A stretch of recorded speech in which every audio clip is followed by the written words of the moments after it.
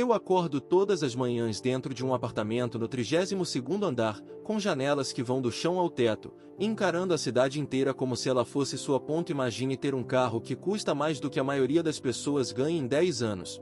Roupas que chegam em caixas vindas de outros países, e um nome que abre portas antes mesmo de você bater. Agora imagine que, no meio de tudo isso, no centro de toda aquela riqueza construída tijolo por tijolo, noite após noite, sacrifício após sacrifício, você se olha no espelho e não consegue reconhecer o homem que está ali. Não porque ele ficou mais velho. Não porque ele ficou mais feio. Mas porque ele ficou vazio. E foi exatamente isso que aconteceu com Ricardo Menezes, um homem que tinha tudo que o mundo prometeu que traria felicidade, e que descobriu, da forma mais inesperada possível, que a promessa nunca foi sobre o que ele pensou que era. Ricardo nasceu em Campinas, numa família de classe média que lutava todo mês para fechar as contas.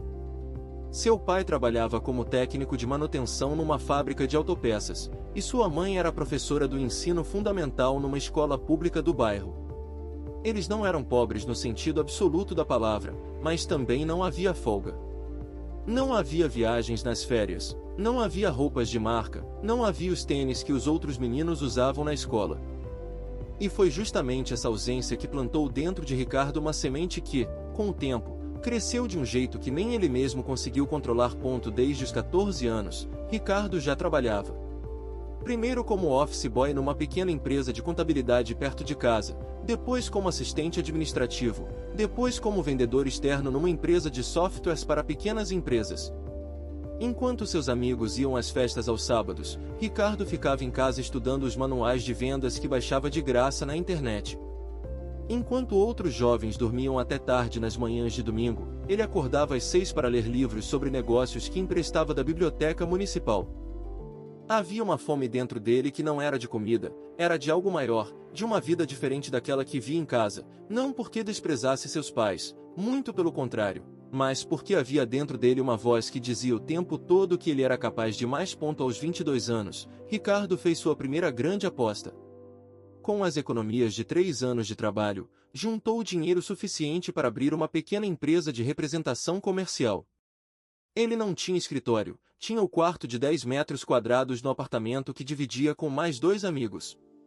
Não tinha secretária, tinha um caderno de anotações e um celular pré-pago. Não tinha experiência de empresário, tinha apenas uma convicção inabalável de que ia dar certo. E deu. Nos primeiros 6 meses, fechou contratos com 4 empresas da região. No primeiro ano, dobrou o faturamento. No segundo, contratou os primeiros funcionários. No terceiro, mudou de bairro. No quinto, mudou de cidade. Aos 30 anos, Ricardo Menezes era sócio majoritário de uma empresa de tecnologia e serviços com quase 200 funcionários, sede em São Paulo, filiais em Belo Horizonte e Porto Alegre, e contratos com algumas das maiores corporações do país.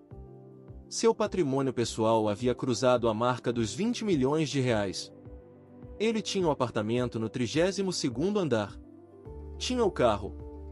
Tinha os viagens internacionais, tinha o restaurante caro todo fim de semana, tinha o vinho que custava o salário de um funcionário numa única garrafa. Tinha tudo. Ou pelo menos tinha tudo que ele havia prometido para si mesmo ter quando ainda era aquele menino de 14 anos que dobrava o ônibus todo dia para chegar ao trabalho. Mas aqui está a parte que Ricardo não contou para ninguém por muito tempo. Aqui está o segredo que ele escondia atrás dos sorrisos nas fotos, atrás das palestras que dava em eventos de negócios, atrás do perfil nas redes sociais cheio de citações motivacionais e fotos em lojas de aeroportos internacionais. Ricardo estava profundamente, absolutamente, completamente infeliz. E ele não entendia o porquê. E justamente porque não entendia, ficava com raiva. E porque ficava com raiva, trabalhava mais. E porque trabalhava mais, ficava mais rico. E porque ficava mais rico, ficava ainda mais vazio. Era um ciclo que ele não conseguia nomear, muito menos quebrar. Relacionamentos não duravam. A última namorada séria havia saído pela porta 2 anos antes, depois de dizer uma frase que ainda ecoava na cabeça de Ricardo toda vez que ele ficava sozinho num silêncio longo demais. Ela disse: "Ricardo, você é um homem incrível, mas você não está presente em lugar nenhum." Você está sempre aqui, mas nunca está aqui. Ele não entendeu na época. Achou que ela estava sendo dramática, que estava com inveja do sucesso, que simplesmente não entendia o que era necessário para construir o que ele havia construído. Só muito depois ele percebeu que ela havia sido a pessoa mais honesta que tinha entrado na sua vida em anos. Os amigos foram sumindo também. Não de uma vez, mas aos poucos, da forma como as coisas importantes costumam desaparecer quando a gente está ocupado demais para perceber. As ligações foram ficando mais raras. Os encontros foram sendo cancelados porque sempre havia uma reunião, sempre havia um prazo, sempre havia algo mais urgente do que sentar numa mesa e conversar de verdade. Ricardo dizia para si mesmo que era natural, que as pessoas bem-sucedidas precisavam fazer escolhas, que a amizade era luxo para quem tinha tempo sobrando, e que ele podia compensar depois, quando as coisas estivessem mais calmas. As coisas nunca ficaram mais calmas.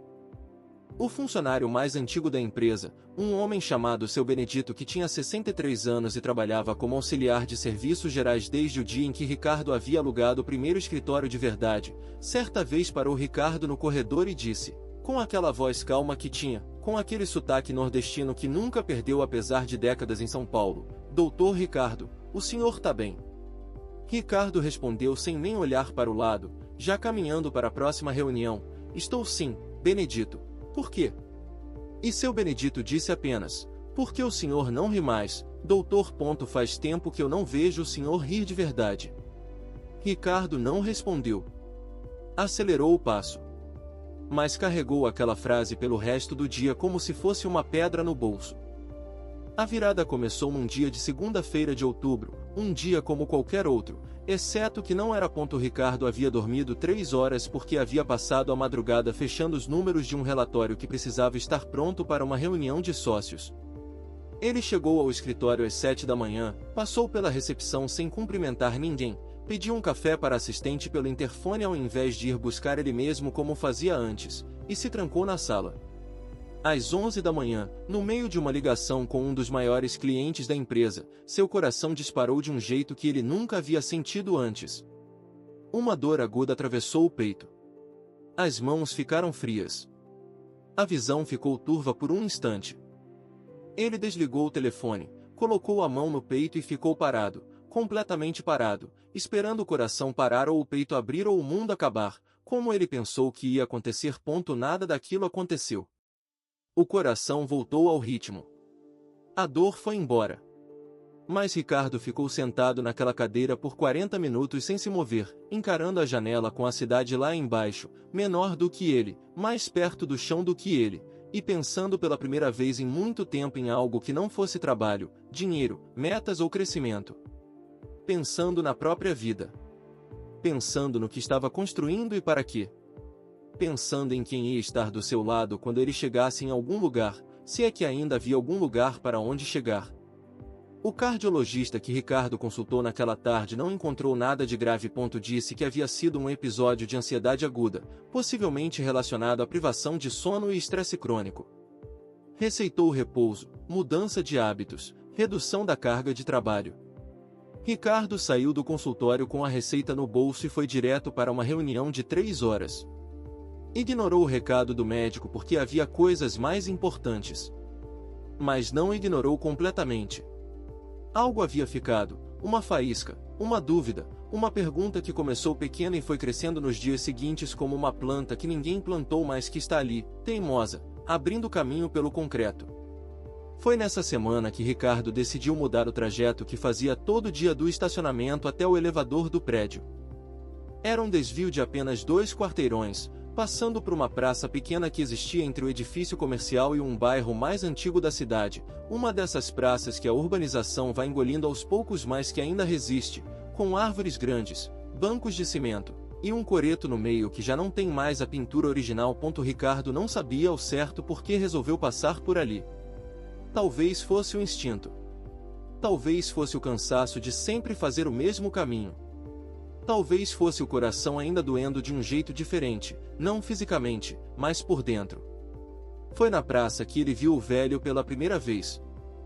Ele estava sentado num dos bancos de cimento, com as costas eretas de um jeito que Ricardo achou surpreendente para alguém da sua idade, que devia ter entre 75 e 80 anos. Usava calça de algodão bem passada, camisa xadrez de manga comprida apesar do calor moderado, e um chapéu de palha levemente inclinado para o lado.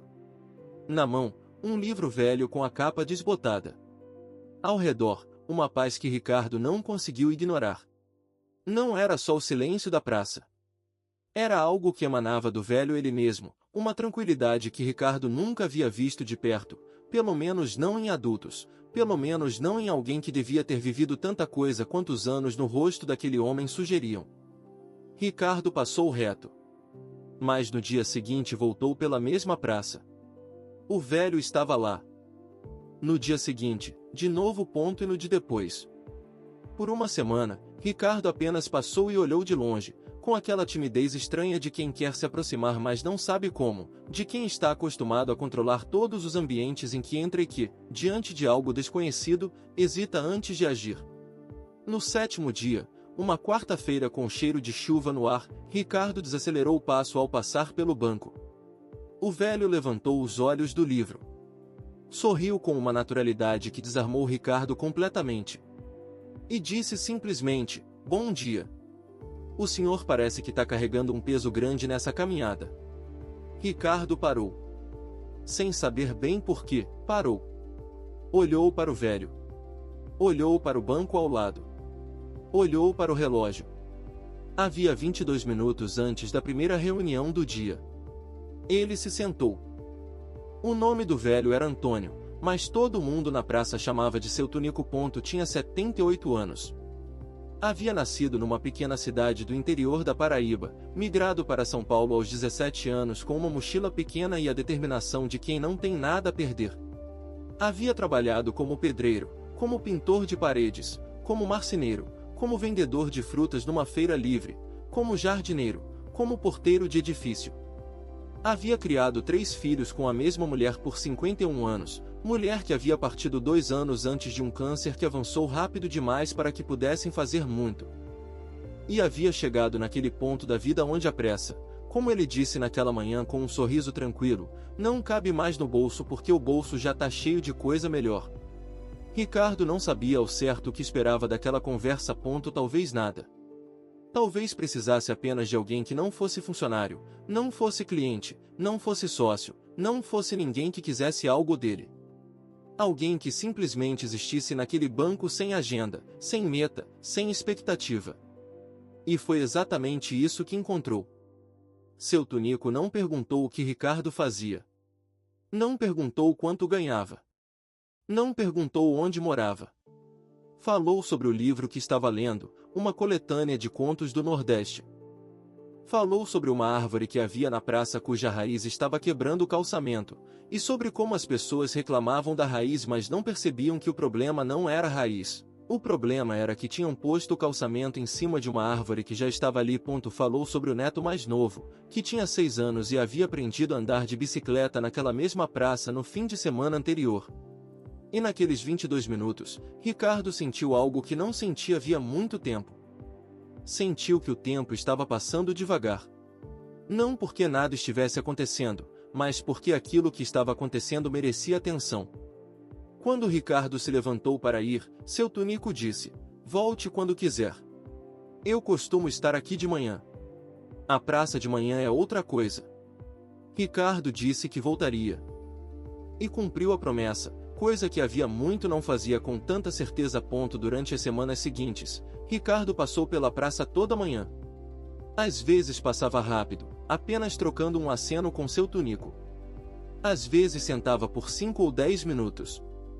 Às vezes, nas manhãs em que as reuniões começavam mais tarde, ficava por 1 hora inteira, conversando sobre coisas que pareciam simples e que na verdade eram tudo menos isso.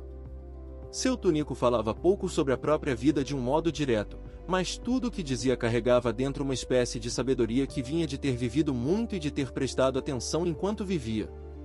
Ricardo, que estava acostumado a reuniões onde as pessoas falavam muito e diziam pouco, ficava em silêncio ouvindo o velho com uma atenção que não usava havia anos. Numa dessas manhãs, Ricardo chegou à praça carregando uma frustração enorme. Havia perdido um contrato grande na semana anterior. Um cliente que representava quase 15% do faturamento da empresa havia migrado para a concorrência depois de uma negociação que Ricardo havia conduzido pessoalmente e que havia fracassado. Ele estava com raiva de si mesmo, com raiva da equipe, com raiva do mercado, com raiva de tudo. Sentou ao lado de seu Tunico sem dizer bom dia, abriu o celular, ficou olhando para a tela por alguns minutos, e só percebeu que estava sendo observado quando levantou os olhos e encontrou o olhar calmo do velho exatamente em cima dele. Perdeu alguma coisa? Seu Tunico perguntou. Ricardo suspirou. E contou.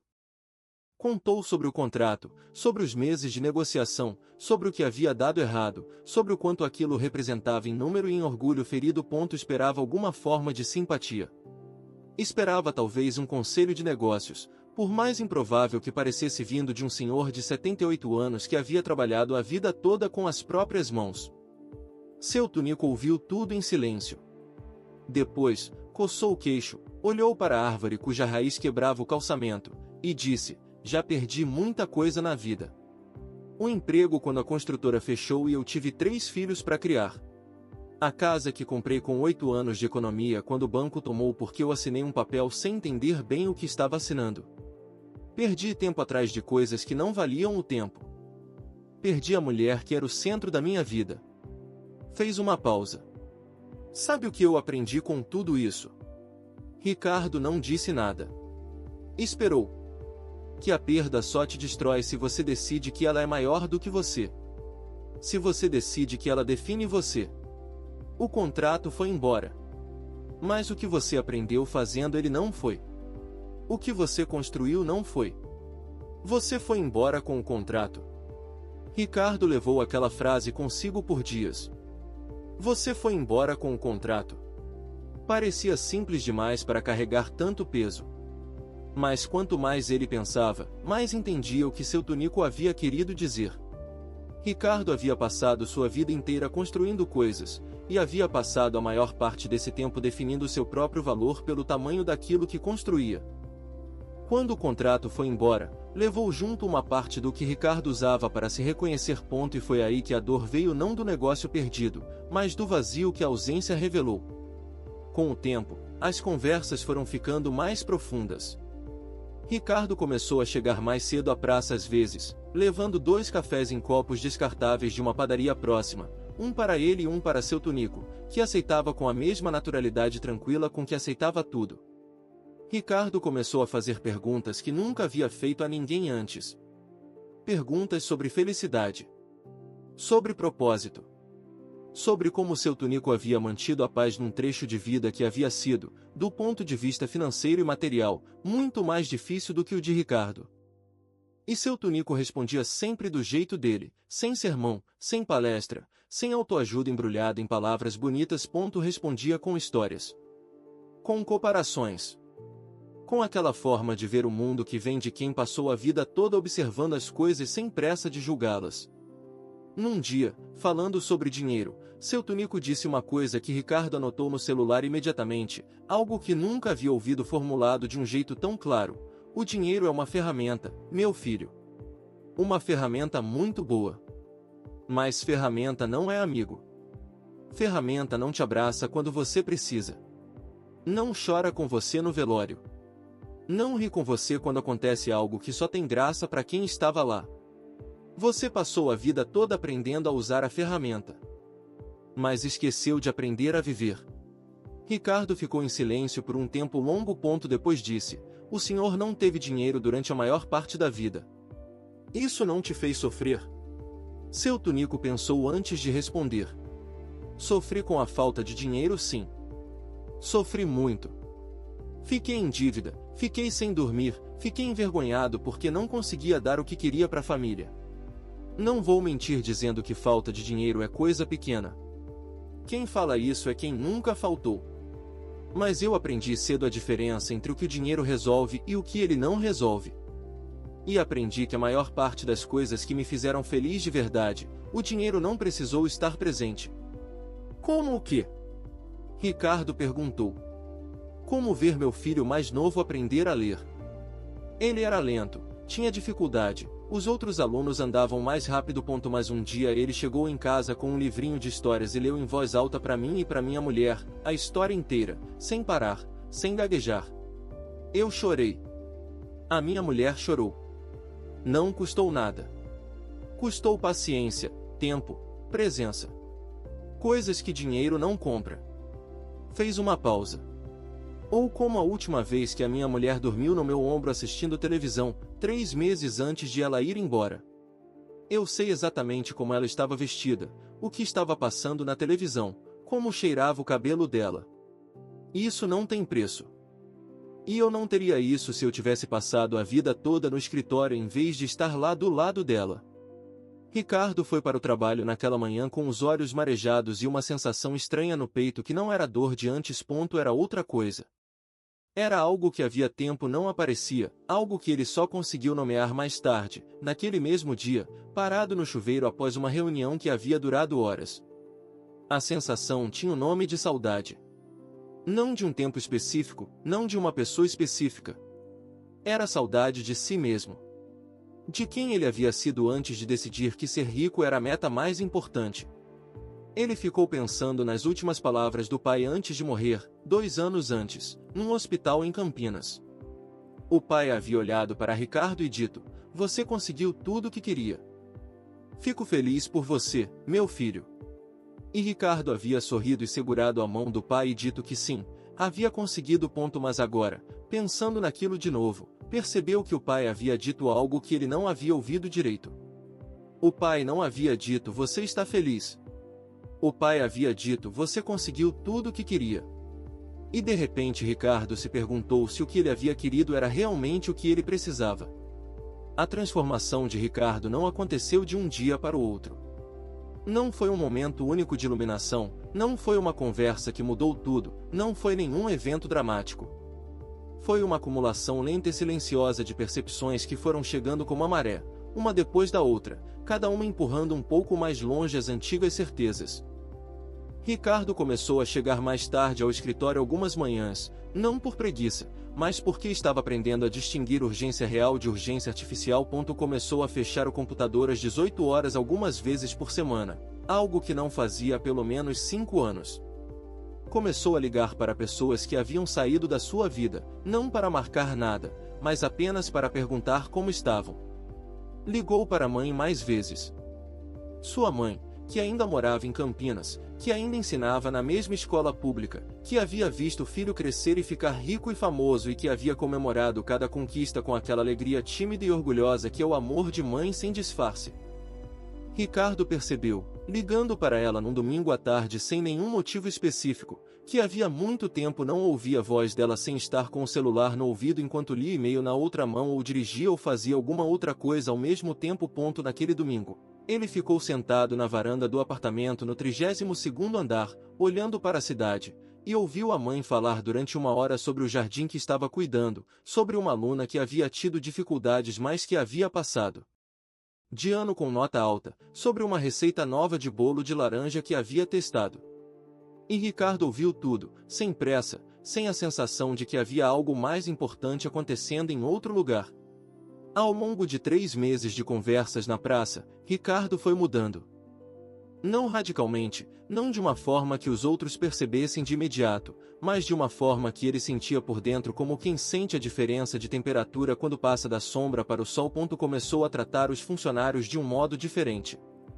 Não é que fosse mal com eles antes, mas havia uma distância que ele mantinha por hábito, uma frieza profissional que interpretava como necessária para o ambiente de negócios.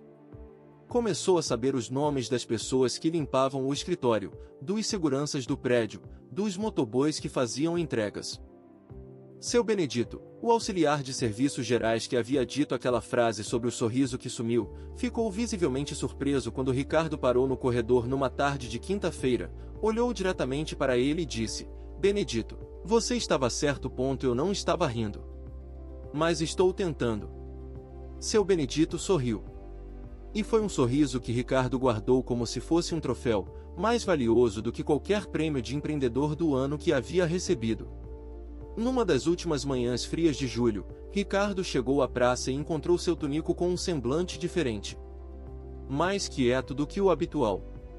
O livro estava fechado no banco ao lado, não nas mãos. Ricardo se sentou, fez uma pergunta sobre como estava o neto, e seu Tunico respondeu com um sorriso, mas era um sorriso com peso. Depois de um silêncio que Ricardo não interrompeu, o velho disse: "Minha filha quer que eu vá morar com ela em Sorocaba. Diz que fica mais tranquilo para ela saber que estou bem, que não fico andando sozinho." Fez uma pausa. "Acho que ela tem razão. A gente chega numa idade que precisa deixar os filhos cuidar um pouco." Ricardo sentiu algo apertar por dentro. Perguntou quando. Seu Tunico disse que ainda não havia decidido, mas que provavelmente seria antes do fim do mês.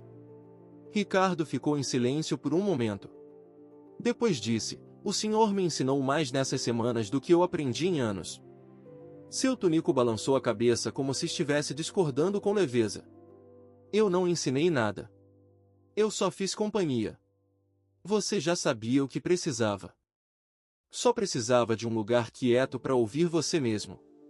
Essa frase ficou em Ricardo por muito mais tempo do que qualquer outra. Você já sabia o que precisava. E quanto mais ele pensava, mais entendia que era verdade. As respostas não tinham vindo de seu Tunico. Tinham vindo dos silêncios que o velho criava ao redor, dos espaços que aquelas conversas abriam dentro de Ricardo para que pensamentos que haviam ficado represados por anos pudessem finalmente passar. Nos dias seguintes, Ricardo tomou algumas decisões que em outros tempos teria considerado impossíveis. Contratou um diretor operacional para assumir parte da gestão diária da empresa, função que havia acumulado por puro controle, não por necessidade.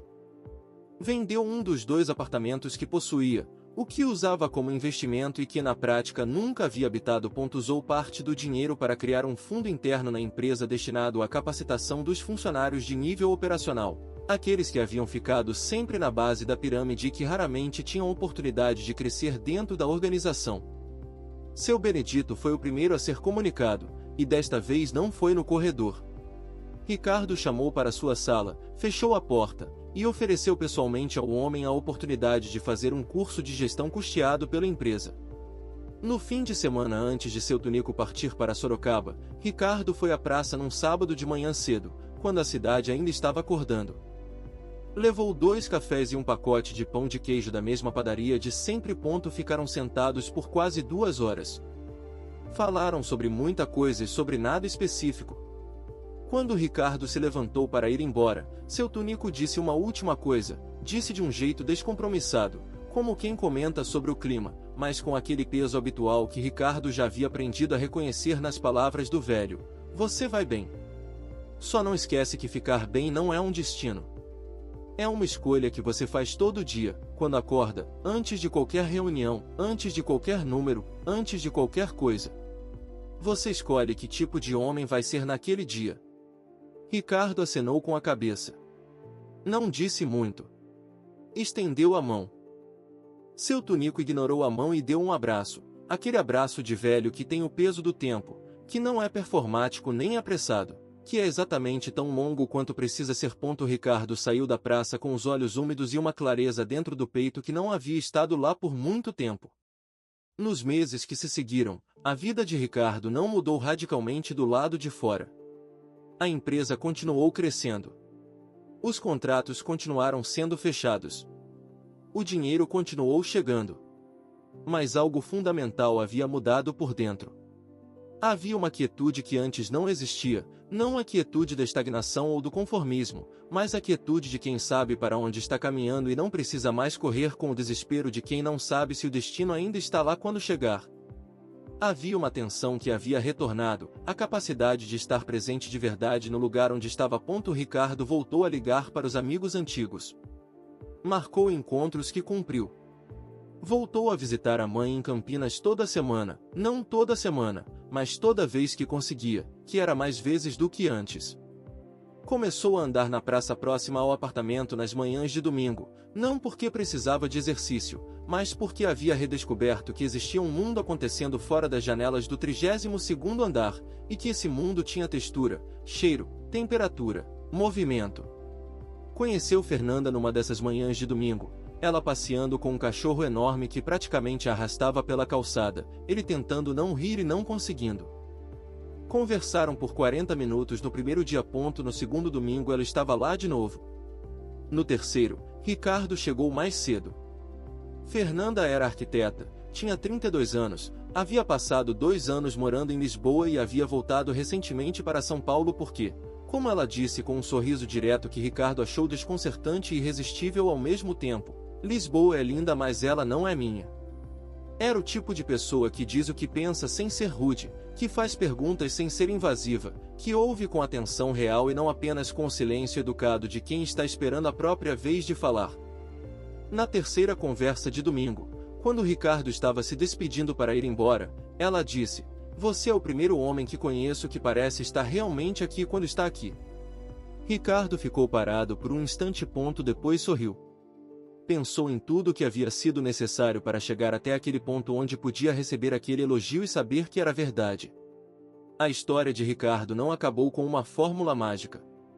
Não acabou com a descoberta de que o dinheiro não importa, porque importa sim, importa muito, e qualquer um que diga o contrário ou nunca precisou de nada ou esqueceu como é quando falta.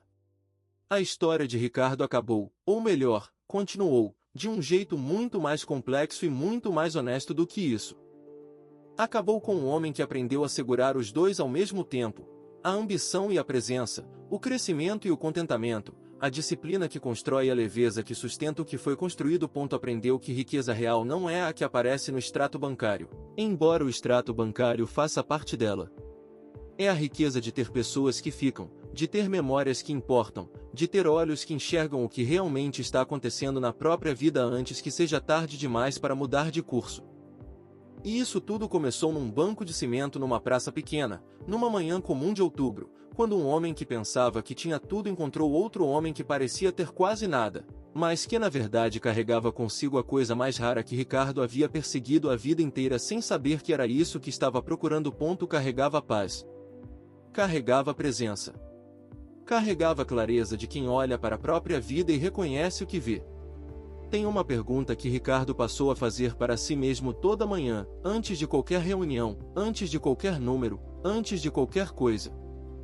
A mesma pergunta que seu Tunico, sem saber, havia plantado nele com aquela frase simples dita num corredor de escritório por um funcionário que apenas observava com mais atenção do que o patrão: "Você está bem de verdade?" E se a resposta for não, ele respira. E pergunta o que precisa mudar. Não na empresa. Não no mercado. Em si mesmo.